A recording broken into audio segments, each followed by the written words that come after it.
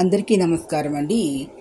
Bachirao philosophy స్కూల్కి welcome అండి. ఈరోజు మన వీడియోలో గుణాలు, పూజా విధానాలు.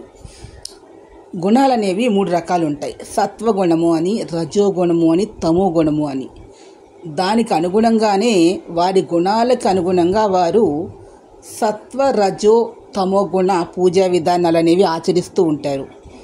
ఇక్కడ నవరాత్రులైనా కూడా, మామూలుగా నిత్య పూజలైనా కూడా తీసుకున్నట్లయితే ముఖ్యంగా నవరాత్రులు ఏదైనా సరే మానవులు అనేటటువంటి వాళ్ళు సత్వగుణము, పరమ సత్వగుణము, సాత్విక గుణము, సాత్వికమైన ఆహారము, సాత్విక జీవన విధానము, సాత్వికమైన లక్షణాలతోటి మనస్తోటి భగవంతుణ్ణి సత్వగుణ ప్రధానంగా ఉన్నటువంటి పరమ శాంత స్వరూపంతో ఉన్న పరమాత్మని లేదా దేవతని, దేవుణ్ణి, ఎవరిని శక్తినైనా సరే ఆరాధన చేస్తేనే అది మోక్షానికి కారణమవుతుంది.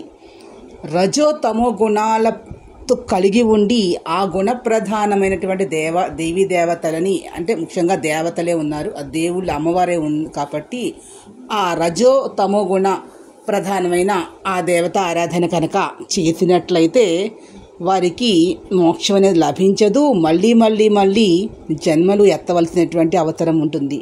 కాబట్టి అందరూ కూడా సత్వగుణంతో సత్వగుణ పూజా విధానమే చేయాలి. అమ్మవారి పూజలో కూడా శంకర భగవత్పాదుల వారు చెప్పినటువంటి దక్షిణాచారంలో పూజ చేసినట్లయితే సాత్వికంగా, సౌమ్యంగా, సత్వగుణ కలిగినటువంటి పదార్థాలని నివేదన చేసి ఆ పుష్పాలతోటి పూజ చేసి స్వచ్ఛమైనటువంటి మనసుతో చేసినట్లయితే అది మాత్రమే మోక్షం కలుగుతుంది.